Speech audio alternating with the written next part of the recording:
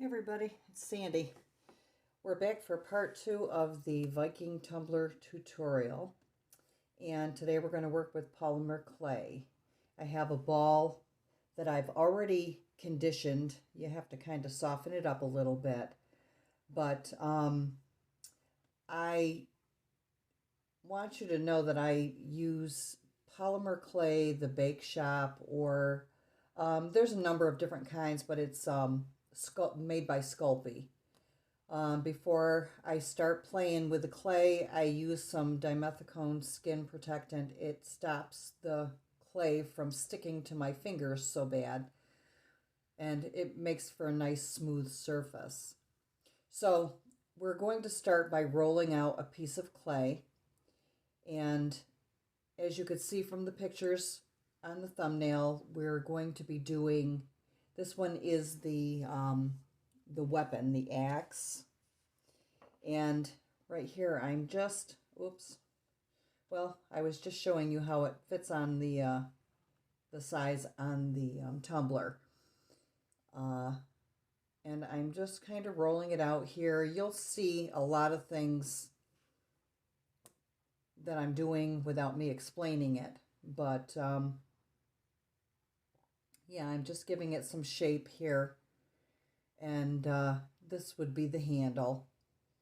And this was a 3-hour process for me to make this, but I've cut a lot out just because explaining every little thing probably isn't going to be quite as necessary. But yeah, I'm just smoothing it out,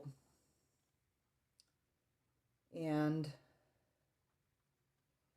I'm figuring out where I want to have the axe head. And I'm just kind of giving it a little indentation there with my acrylic roller. Now I'm getting the clay together to give a basic structure of the axe head. And I roll it out. And you'll see I have several different steps that I go through here just to get it somewhat the way I want it. And of course, with clay, you're always going to be reconfiguring and whatnot until you get everything where you want it. But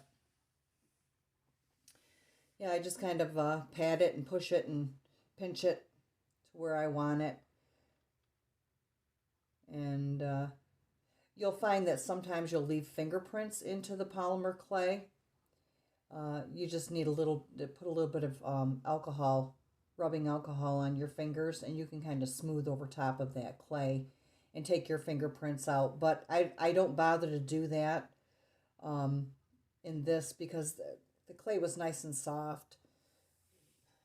And here I'm just reshaping once again to get that axe head.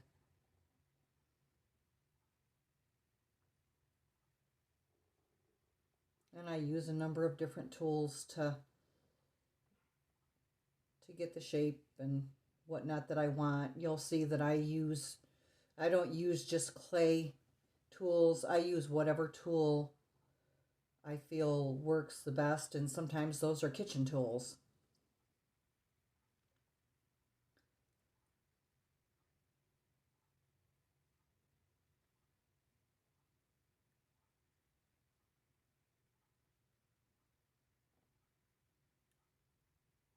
I'm using parchment paper under my polymer clay to help it to not stick onto my work surface.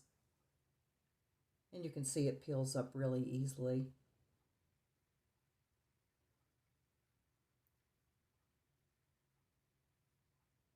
And right here, I'm just giving myself some registration lines for the design that I want to put onto the handle and at the top as well. And yep, there's one of those kitchen tools. And it's been well used and abused and continues to be. And I'm just putting X's going down the axe handle here. And you'll see that that's not the only thing that we do there.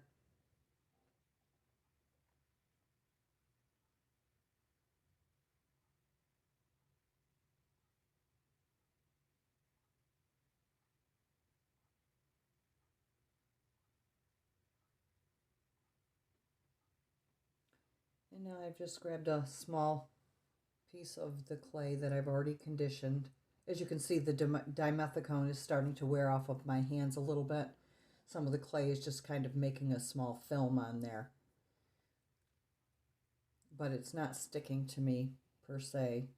And now we're just rolling out very, very, very thin snake, if you will. And you'll see what we're going to do with that here shortly. This is going to be part of the aesthetic design on our axe. You saw me putting those hash marks into the handle. And that plays into this little tiny snake that we've got here, the thin snake. And I believe, as I'm doing this voiceover, that I do the top first. There's a couple of bands at the top. I want to point out too that because my clay is very soft and sticky, it doesn't require any bacon bond or any kind of adhesive for the clay to stick to itself. So if you get a piece that's kind of old and kind of dried out, and sometimes you will, you might need to use some bacon bond, and there's other kinds too. I think Sculpey is the one that makes the bacon bond, but you can get those right on Amazon. I know you can't get them from Walmart, because I have never been able to get it from Walmart, but I can get the clay sometimes, but I like to order it from Amazon.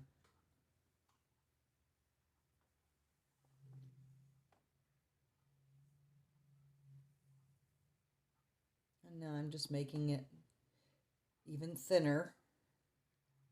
Very light touch on there. It rolls out pretty good. And just using my little X-Acto knife to lay those on there and kind of get them positioned. And I just kind of smush them right down into the sides.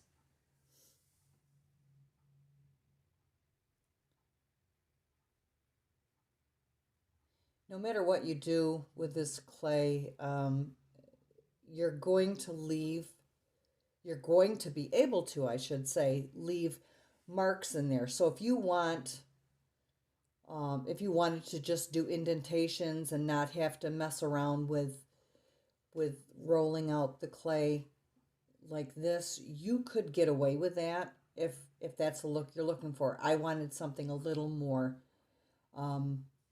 embellished, I guess. Like I say, this has been greatly shortened, and it took me about 3 hours to construct this start to finish. But if you've worked with Sculpey clay before, you pretty much know how it reacts. But if you never have, give it a try, because it's amazing what you can do with it. And it can be fussy, but it can be very forgiving as well. I mean, there's a lot that you can do that you would think, oh, gee, I probably can't do that. This gives you a lot of options as far as creating different types of tumblers or any kind of art. I mean, if you just did the axe by itself and you wanted to put it somewhere, you could do that. Whatever you want to do.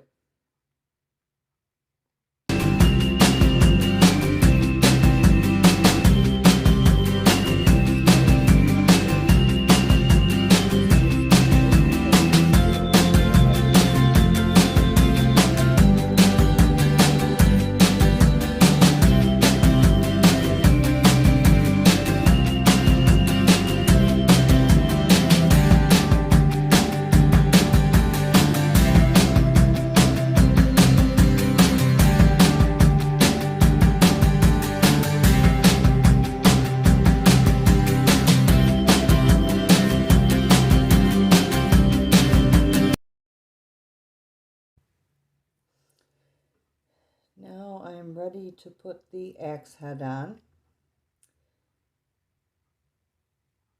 Now that the little things are done. And I'm just placing it on there and I'm pressing it in to the sides and getting a little bit of a contour on the top, on the face of the axe there. This is a ball tool, and I'm just pressing and giving some texture as though it's been hammered out.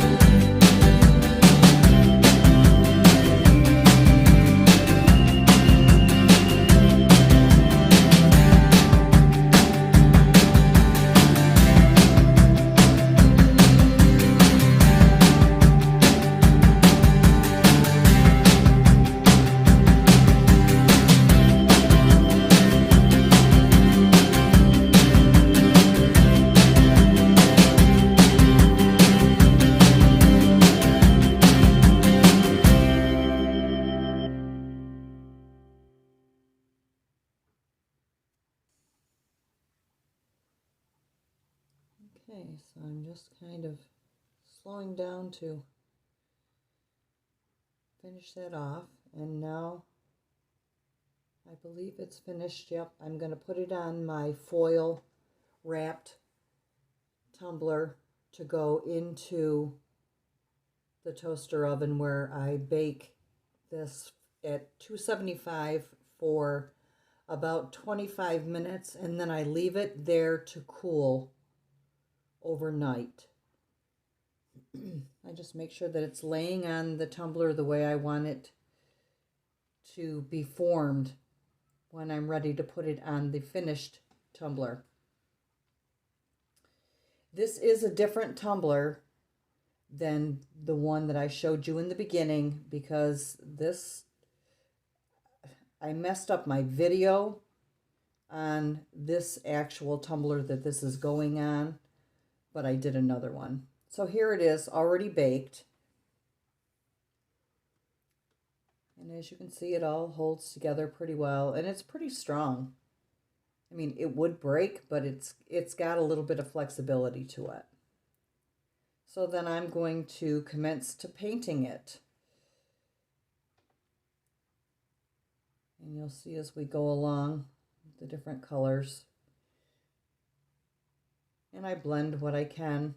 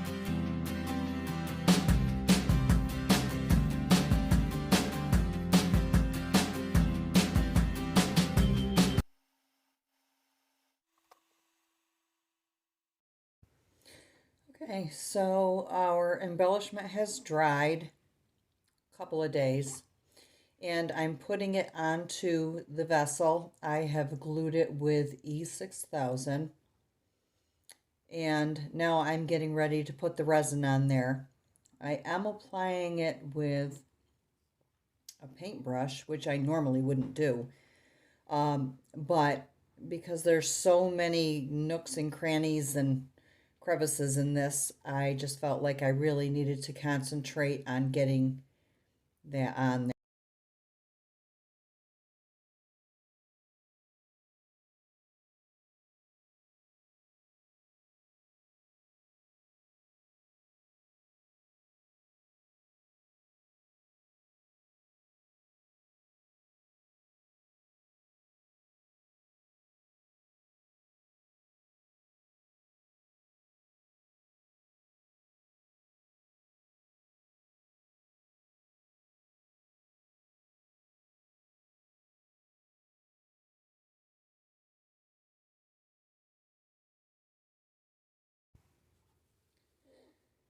Now I'm going to put the first coat of resin all the way around the cup, and I'm going to pay attention to the edges around our axe just to make sure that I get, if there's any little skips in there, the resin goes in.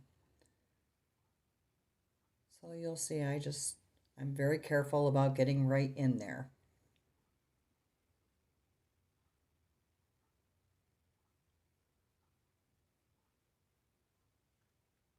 The nice thing about baking it on to the actual style cup that you're making is that it takes the form of that cup.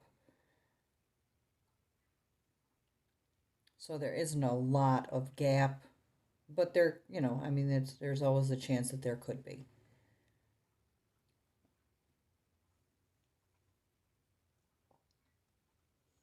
Obviously, this cup has already had resin on it beforehand, so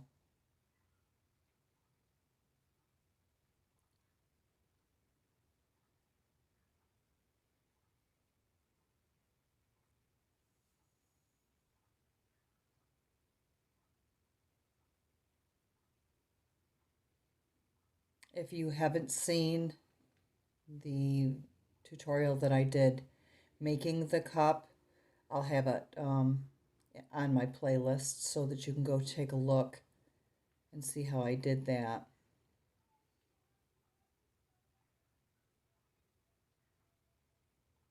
Like I said, this is not the same. The tutorial on the cup is not the same as the cup that I have here. Technical difficulties with filming for that one, but it is the same style, the same design style, just a different cup.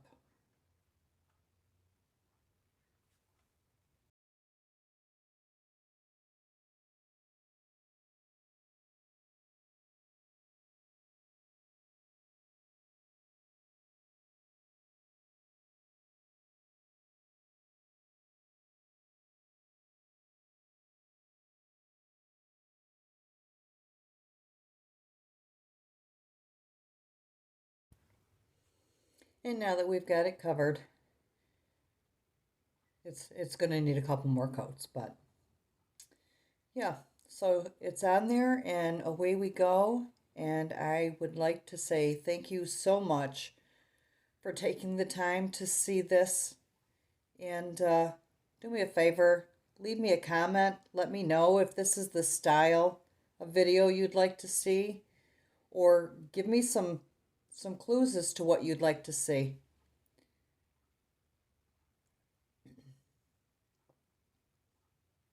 I like to make all different types, and I'd love to make something that you're looking forward to.